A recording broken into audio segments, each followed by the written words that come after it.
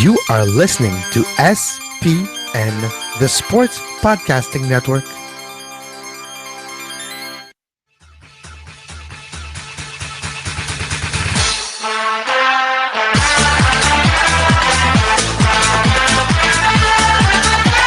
Five Rings Podcast, 2016 Rio Summer Olympics edition on the Sports Podcasting Network.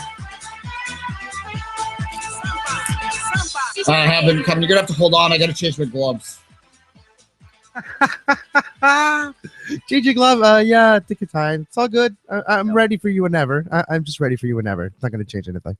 Yeah, don't mess anything up while I'm putting my gloves on here because I wouldn't want you to think too much about the podcast today and make a mistake there. Did you see the Brazilian keeper? What you did last night? I actually, unfortunately, wasn't able to watch that Brazilian game. I did hear about the results, so tell me about it. Tell the listeners about it. Just touched her glove, literally, like, you know what? I'm good with mine before she made the save. So that was kind of, here's to you, Hope. Here's to you, Hope Solo. Let's get this out of the way off the top. First off, we'll talk a little bit, Kevin. We didn't prep this in the show, but I'm sure you could ad-lib here pretty well. But we'll talk about the Canadian women's result because we don't have the soccer today. But let's talk about Hope because I have made a special medal up for Hope today, Kevin. Do you want to hear what it is? Go ahead. Do you know if you have an iPhone? I don't know if it's on the end. I still know what you mean. So, right. Yeah, it's the poop emoji. Yeah, she's getting the poop emoji medal of the day for Hope Solo for she said the coward statement after, which was very similar to this is on Twitter. If you don't know, she said that Sweden was just cowards and the better team didn't win. Well, no crap. Hope the better team didn't win. You're right. That's soccer. That's called strategy. That's called tactics, and it's called playing with a plan and not deviating from it. Our friend Jonathan Tannenwald wondered whether we would be as critical of her if she was a man. And I can only speak for myself, maybe society, and I do agree society tends to be a little more critical sometimes of female athletes and slip up than males. I get that. But myself personally, Kevin and I blasted Ronaldo when he went after Iceland for that. So I'm not going to spare the same thing because Hope Solo's situation, literally. Yeah, it's almost exact same thing. It's not cowardly to play tactically smart. No, because it's their only.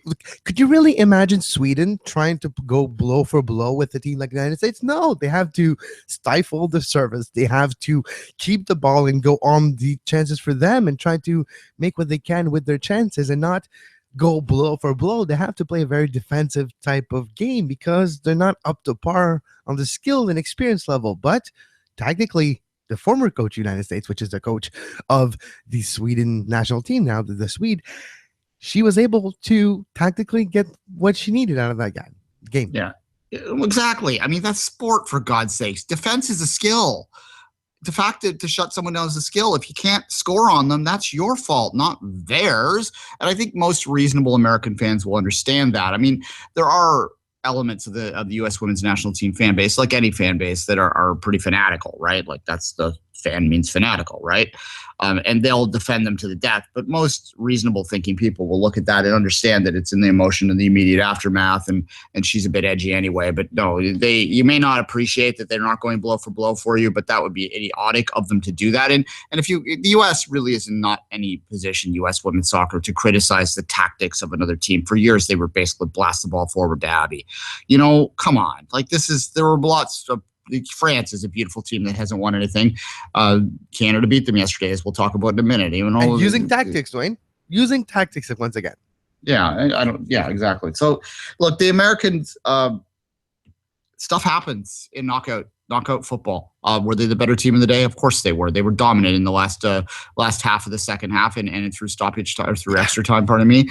They just couldn't get the ball in the net, and that's the France in the bronze medal game against Canada 4 years ago. Same thing. Like, this will happen. This happens in the Premier League. This happens at every level of the game. So you move on and you go. That's the nature of the Olympic tournament, where it can be over like that. And it was for the U.S. because they lost the wrong game on the wrong day.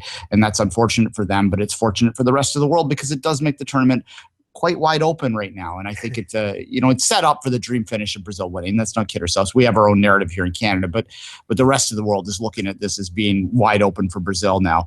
And I would make them the favorite myself right now. I think, this is maybe the pessimist Canadian. I mean, we'll get into Canada in a second here. I think probably Germany, for Canada to beat Germany twice in a week after never beating them before is a big ask. Yeah, but if they beat Germany, they're going all the way. That's kind of like you have two choices. you can lose against Germany, or if they beat Germany again, well, Jonathan Tannenwald, you mentioned him earlier, he said on Twitter yesterday as well, if, for Canada, they're all happy United States are out, but you need still to beat Germany and Brazil, probably, to win this tournament. So it's not easy. He's right. To win gold, to win a bronze, they'd have to beat Sweden, probably. So there's, bronze looking good right now.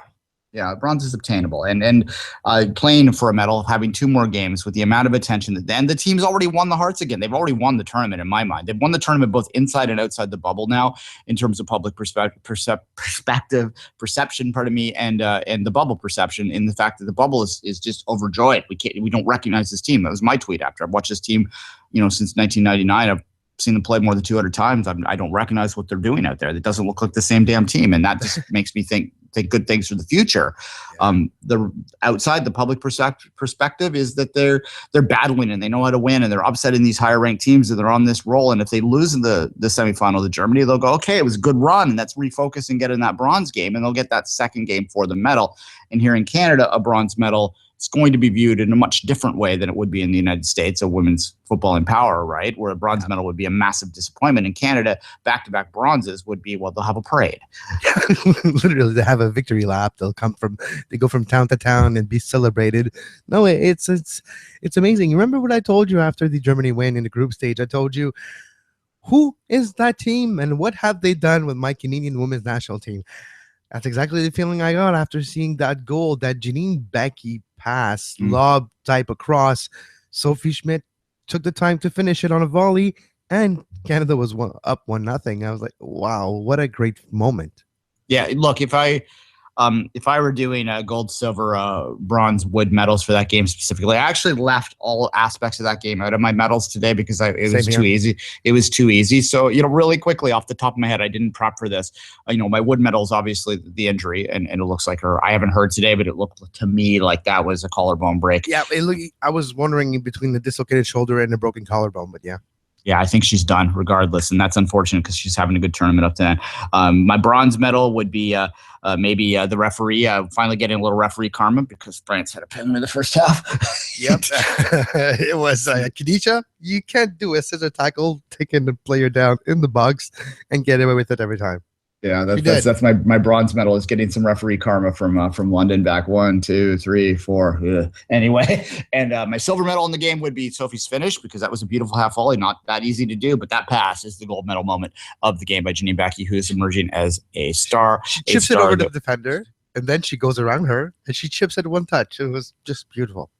Thought exercise to our American listeners: would you rather have Becky right now or LaRue? I'll take Becky. Who? Sydney LaHoo? Yeah. The reason I say that, of course, is Janine Becky came through the American system and had dual citizenship and was able to come to Canada. And she chose to come to Canada after being cut from the American youth system. And it was the exact opposite in LaRue. She decided to, she was never cut from the Canadian system, but she decided to go for the American system after playing in the Canadian system. So they're very similar players, not similar players in terms of their history and how they got into the national team pool. They're very similar and just the opposite. They're mirrors of each other. And I wonder whether there wouldn't be some American fans out there today that would rather have, kept Becky and given us LaRue back in the day. But, she's a gold medalist and a World Cup champion. So we'll leave Sid alone enough today. Exactly. All right, Kevin, let's get on to let's finish. Your overall thought. I gave my medals and my thoughts on that game. Do you have any thoughts or medals you want to give out?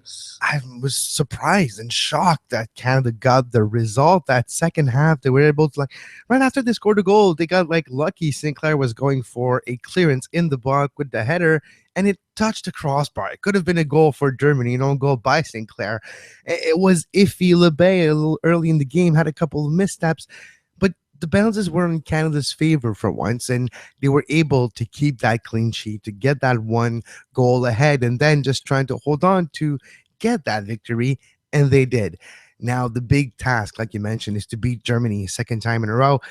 It's not going to be easy, but you can tell yourself that you beat France in 2012, you beat France in 2016, you beat Germany in 2016, so maybe you can replicate that as well.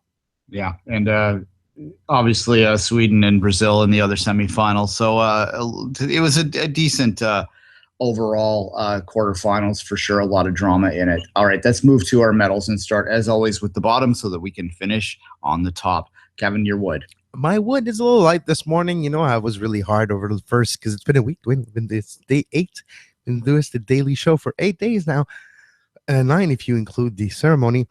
It's a lighter one because I've been really hard on the organization of the road circuit, and I've been giving really hard with metal. This one is just the blue, the track. The athletics track. It's blue, and I'm not used to it. I'm like, I think it's the pool. It looked like it. I'm not used to it. I'm wondering where my orange beige slash is, and I kind of missed that color of a track. A track is not supposed to be blue.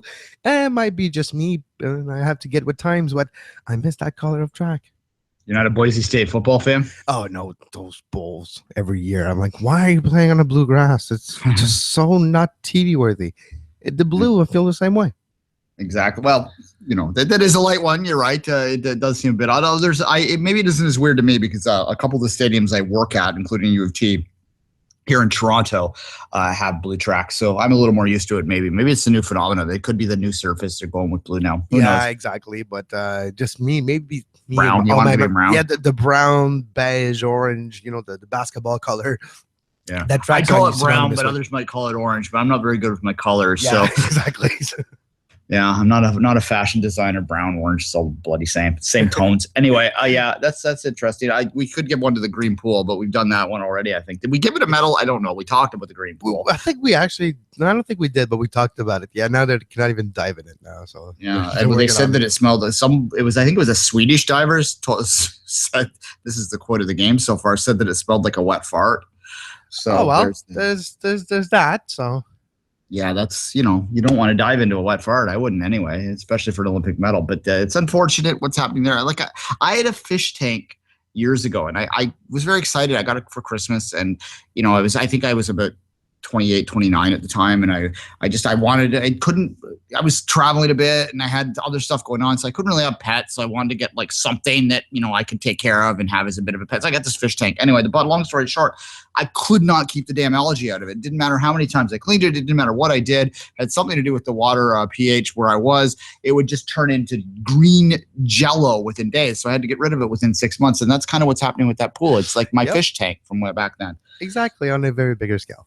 Yes, exactly. All right. My wood medal. And look, I feel a little guilty doing this, but we talked about the rowing quite a bit over the past little while. And we had Ben on yesterday, and we appreciate that, having a former gold medalist on to get his perspective. But today, one of the crew going into the regatta for Canada that had the greatest medal potential in people's minds, other than the doubles crew that won yesterday, probably would have been the women's eights. And like the rest of the regatta, it ended with a flop. It ended with this a fizzle out 5th place. They went out pretty well, dropped way back. And I hate I'm always a little reluctant to focus specifically on a performance within this show because we understand that there's a lot of factors at play. But just as it represented the entire Olympic rowing regatta for Canada, you can't help it. We're medal focused in the Olympic Games, and that's what On the Podium is about getting us medal focused and about trying to perceive and challenge yourself to be excellent. So the fact that this was outside of the one boat, a very disappointing regatta in what is a traditionally power sport for Canada, where you usually count on 3, 4, 5 medals, sometimes even amongst the rowers, including a couple golds in the past. 1992 was famous. I kept the newspaper from that day, the day that they won the 2 golds, less than 40 minutes apart in the back-to-back races. And Murray McBean, who still talks on TV, Sultan Lawman, these are names, legends in Canadian sport, right? And it just isn't going this way. And I don't know what that means for rowing moving forward, Kevin, because On the Podium is based on results. And this is this program that has only won 2 world championships over the last 5 years. It hasn't won a men's world championship since 2008, and that was in the small world championships that happened during the Olympic years. They only do the non-Olympic races is the only thing they contest for world championships in the Olympic years. So that'll be what will happen immediately following the Olympics. The same thing will happen here. They haven't won an Olympic discipline men's world championship since Ben won it in 2007. So there you go, and that's a problem. And without those results driving the funding for On the Podium, I don't know whether we might not be seeing as much rowing on our TV screens in the Olympics ahead. That's too bad because it was always a good way to start your Olympic mornings in the first week of the games. That's a downside of always funding elite top athletes that have chances at medal. if that cycle and that circle goes on the other way, where you're getting further and further from the medal, the funding diminishes, your opportunities diminishes, and it's almost harder to get back where you were. So no, you're right. Well, hopefully it doesn't go down too deep in the non-results, so the funding doesn't follow the same cycle. Yeah, it's we're going to explore this a little bit in the week because of the disparity between the men's and female, male and female medals in Canada.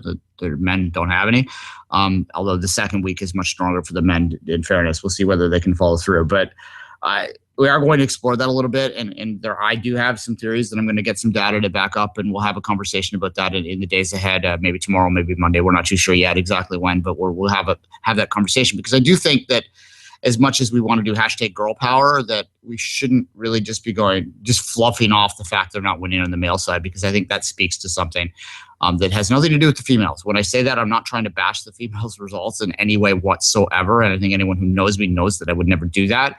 But it is, to me, it's like you don't ignore a spot on your skin, right? This emerges. And to me, the men's, and I don't like using these sickness analogies, but the men's lack of medals in the first week is kind of a spot that you want to get checked and to see whether your whole system's working, because if that spot grows, that could eventually affect the female success that you're having now, if you follow what I'm saying, Kevin. Yep, absolutely. Let's move to my bronze, Duane. And my bronze is Geneviève Lalande's performance in the steeplechase 3,000 meter. This morning was the qualification process, and she did her best performance. She qualified for the final, and to put this in perspective, she beat the Canadian record to qualify for the final of the steeplechase. It's not an event where she's top ranked in the world. It's not an event where she usually gets to the final every time in the world meets. She knew heading into Rio that to get to the final, she would have to do a personal best and to beat the Canadian record. And she mentioned after her qualification race this morning how I've been watching and going to events in the first week, seeing Team Canada win results, seeing swimmers in the pool that are not even expected to be in the conversation getting gold medal showed me that anything is possible. I decided today to run this race and to qualify for the final. And you know what? In the final, anything is possible, and I'm going to go for it. And I have chills. This is the beauty of sports, the beauty of the Olympics, an athlete that is inspired by other athletes and decide, you know what, I'm going to make my mark as well. And it's going to be in the final of the 3,000 meter steeplechase. Geneviève Lalonde, we're with you. All right, that's a good one. Yeah, I saw that race this morning. I was on my second screen. I had 3 screens this morning because I had some Premier League football on as well. So fun times here in the Rollins household. My bronze medal for the day is touches on what we had in the pre medal conversation today. It's not Canada specific, but I wanted to specifically look at the amount of popularity that the women's football team for Brazil has created. It is a program, as we said before on this show, that has struggled to get attention in that country. They've struggled for funding in that country. They've struggled to sort of get the respect they deserve. And partly because of the men's early struggles in the tournament, we'll see what they do from here. And partly just because they're playing brilliantly, they're getting full houses and they're getting the attention. And that's what the 5 rings does. The one great thing about the Olympic movement is that for the most part, when you get at the games, the female sports are on the equal to the male sports. And that doesn't happen outside the Olympics very often. It's very rare that a female gold, because it's equal weight. When you look at those standings at the end, if people are driven by them, whether they're official or not, female medal is the same weight as a male medal. And that's something that's unique to the Olympics in many ways, unfortunately, but nonetheless, it's the truth. And the Brazilian women are getting that equal treatment because the Brazilian people want to see soccer glory, and the women look to them like the horse to ride right now. And I think that, they might be right. As I said, I think they've got to be, based on Germany's kind of lackluster play, the fact that Canada, despite our excitement around them here, is still the 10th ranked team in the world. And Sweden is a team that looks like they're on the down and barely held on against the U.S. I would have to make them a favor right now. So the Brazilian women's football team get my bronze medal, and for the popularity that they are driving right now in their own country. My silver medal is a very big medal. It encompasses an entire event that happened last year, but that event led to a lot of infrastructures being used the right way, and we're seeing the result in the first year of the Rio 2016 Summer Olympic. The Pan Am Games 2015 Toronto were there's a lot of story, and I'm just going to focus on the Milton Velodrome for a second and the Hugo Barrette story. It's just the story has nothing to do with the Velodrome, but just the fact that he's living close to the Velodrome and he can train every day that he wants on that Velodrome, which wasn't the case before, tells you a lot about what that infrastructure is going to bring to the story. Hugo Barrette, more than a year ago, had a terrific crash in a velodrome. He crashed and landed outside. He landed in the stands. He went through a metal barrier, was laying on concrete, bleeding, broken, literally was escorted in ambulance, had fractures and all that. And people were afraid for his life on that day, never mind his career. He made a comeback, training with the Velodrome, and even went further than he were before because of that training. And that Milton Velodrome, we'll see medals being handed out today on the Velodrome in cycling. We have shots at medal because of that infrastructure. In 1 year, this is already enough to get our fringe cyclists on the track that were close to medal, sometimes if all the conditions are right, to always contenders. And that's the biggest difference. Hashtag infrastructures. Fair enough. The last Canadian, I think it's the last Canadian to win gold on the track was in Athens, Lauriane Munzer. She was the women's individual sprint champion there. She trained on a velodrome. It was the remnants of the ruins of a velodrome, mostly in Edmonton, for the Commonwealth Games in 1978. There was like it was concrete, Kevin. Like same as in Bromont right now, Duane. We have the remnants of a velodrome in Bromont. Then it's outdoors and it's concrete. And if the weather is not there, you just can't practice. Yeah, exactly. And that's where she trained. It was like there was weeds on it. I remember watching, the Olympians, how they do those little things on CBC. Exactly. We Same in Bromont. There's weeds. So it's not necessarily taken care of the way it should be. And it's not relatable to what track is. A track is made of wood that is very absorbent of vibration to help you carry your speed forward. Concrete is not the same. Yeah, no, exactly. And that's, like I said, this I remember distinctly watching the little featurette on her and how she basically, and there was she's a good story too, actually, if you, Munzer, it's Munzer, if you want to look her up. Lauriane is the first name.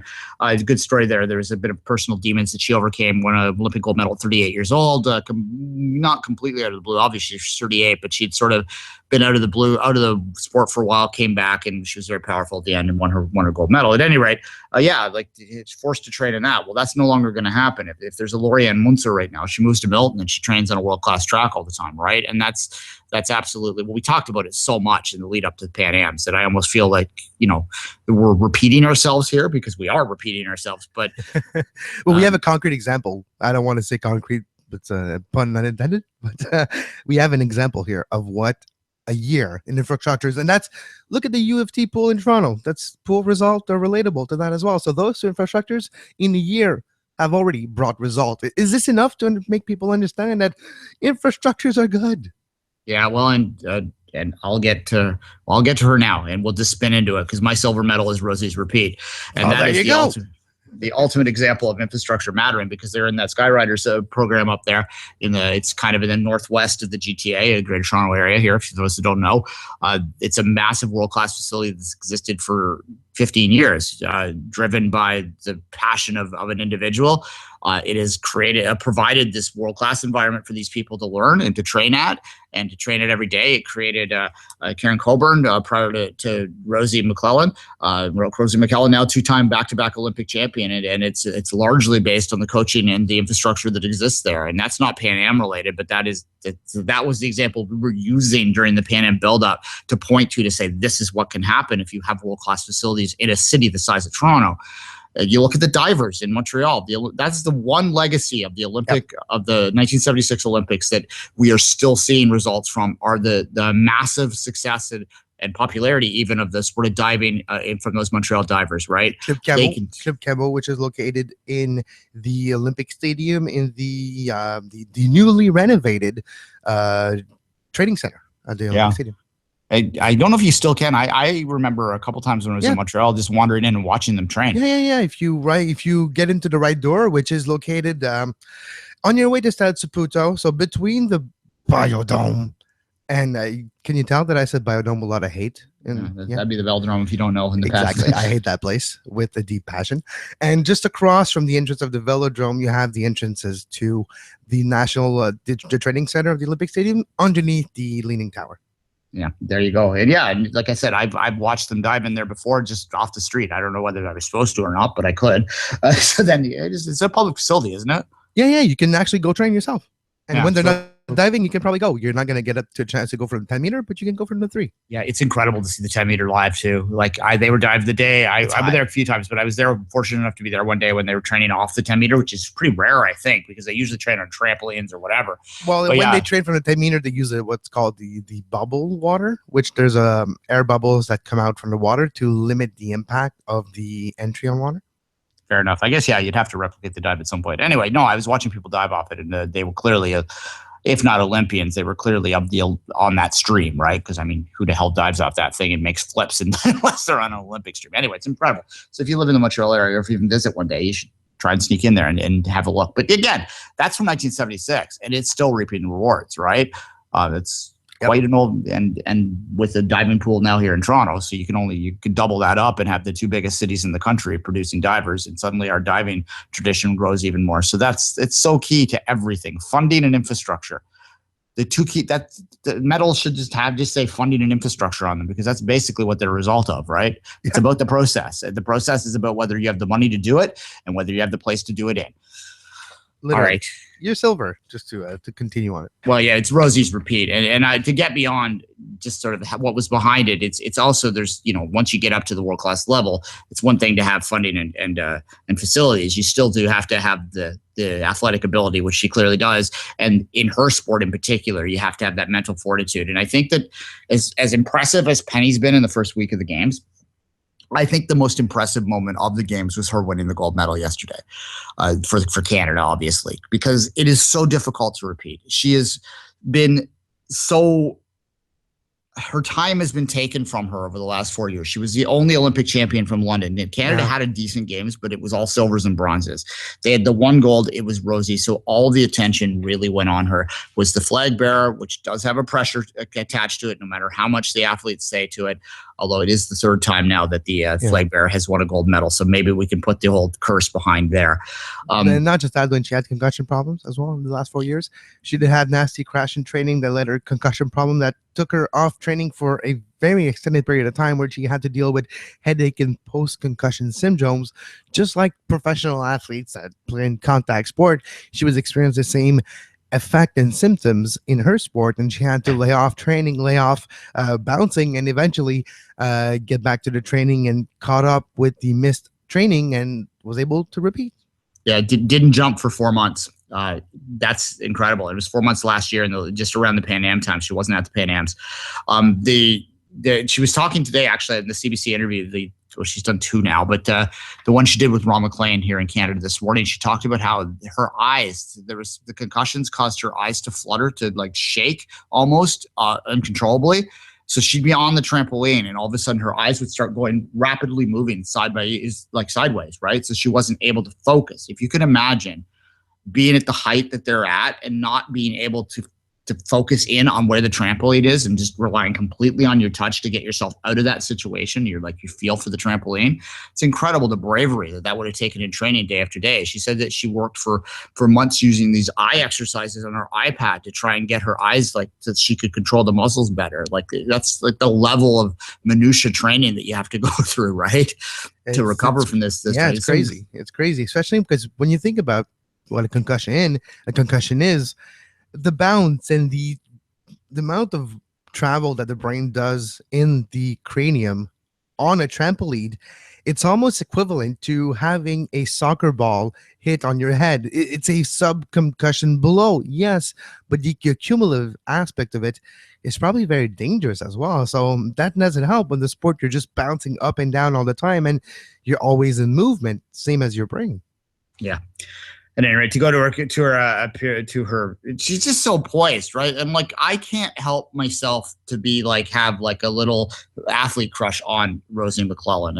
I do. She's one of the most phenomenal athletes I've ever seen in this country. She's just so put together in all those ways. And it's not a sport I normally would have gravitated to, but because she's in it, I've watched more of it in the last little while. I went into my way to rewatch her London Olympic final in the lead up to these games just so I could understand it even more.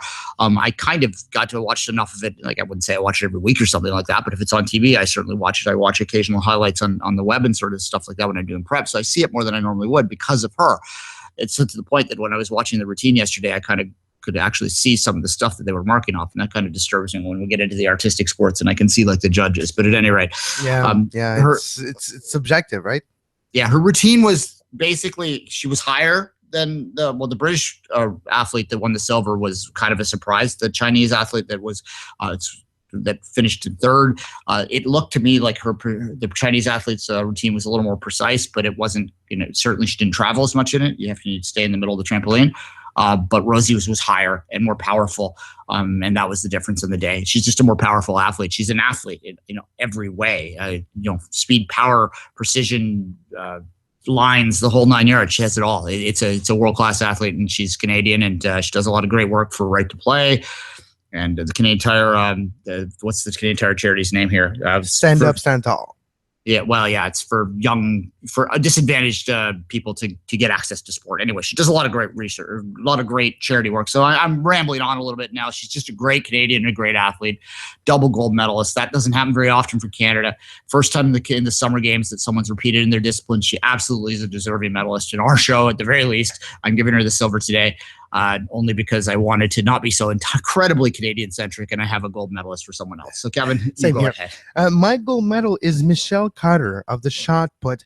She is the daughter of Michael Carter, who won a silver medal in '84 in the shot put, and former player of the 49ers in the NFL, the only athlete to win an Olympic medal and the NFL Super Bowl.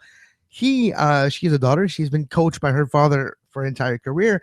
And she did a personal best, and even it was enough to beat the hands-down favorite in the shot put competition on the women's side, with New Zealand athlete that's bigger, taller than Michelle Carter, the American. But Michelle Carter created the surprise, a personal best of 20.63. Yeah, they throw that heavyweight 20.63 meters, which is mind-boggling. But with technique, she's not the biggest, she's not the strongest, but she always talked about her technique and working on her technique her entire career.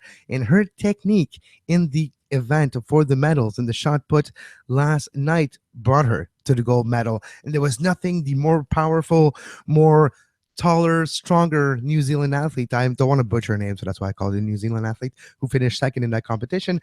She couldn't repeat the feat that Michelle Carter did because she didn't have the same technique. So you know what? Technique over brain over bronze usually wins the day. All right, fair enough. And I do like the throwing events to watch. The men's discus was on this morning as we're taping this. Yeah, it's so great. And I also love the men's discus in the sense that it's a 2,000-year-old event. That there's something about that makes it kind of special. All right, I'm going to move to my gold. I also picked an American athlete. It's Katie Ledecky because, let's face it, we hadn't really talked about her so far.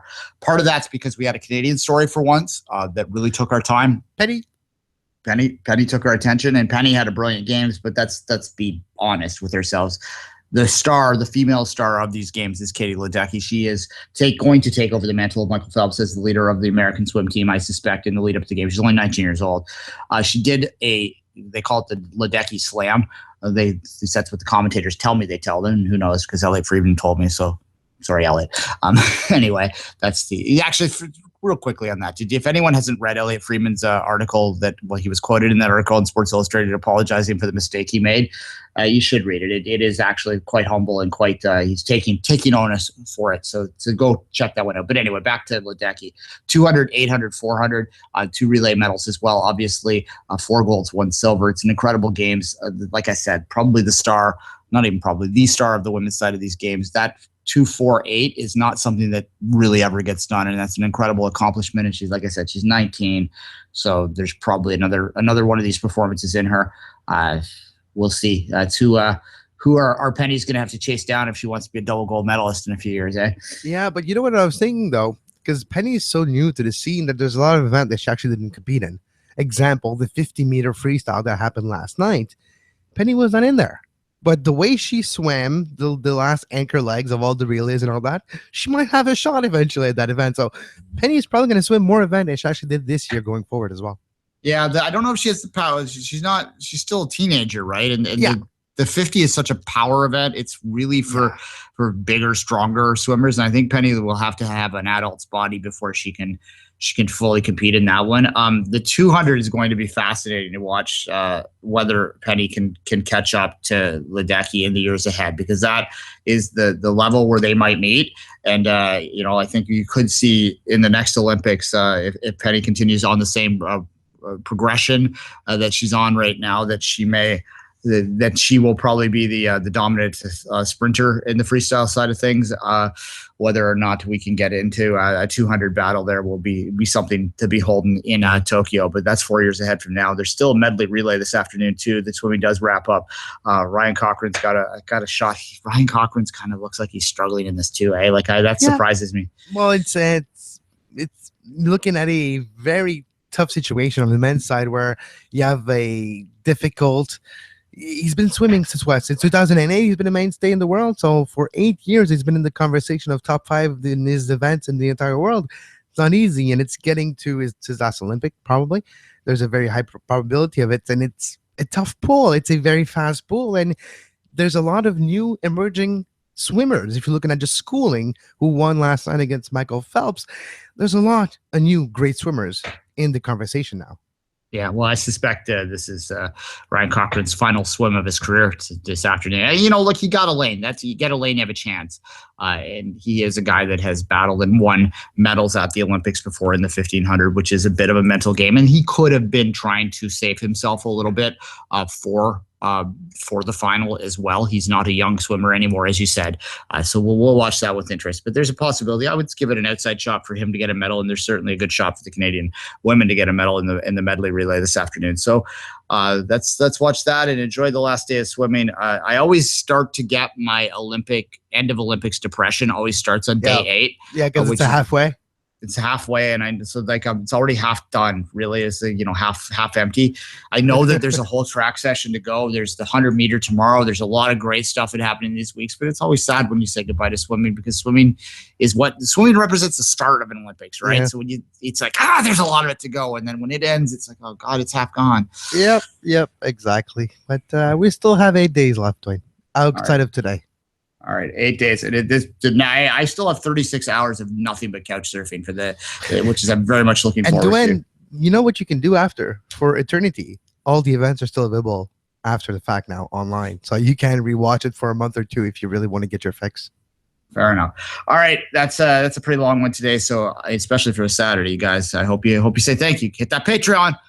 Patreon.com. Do like Kevin McMillan last week. Kevin, we appreciate it a lot. Pledge $20 a month to our Patreon to help us cover our costs and do even more. Do like Kevin. Be like Kevin.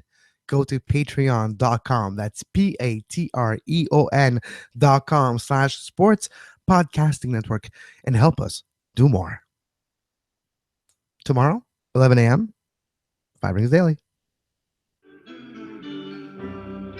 You were listening to SPN, the Sports Podcasting Network. Visit us, sportspodcastingnetwork.com.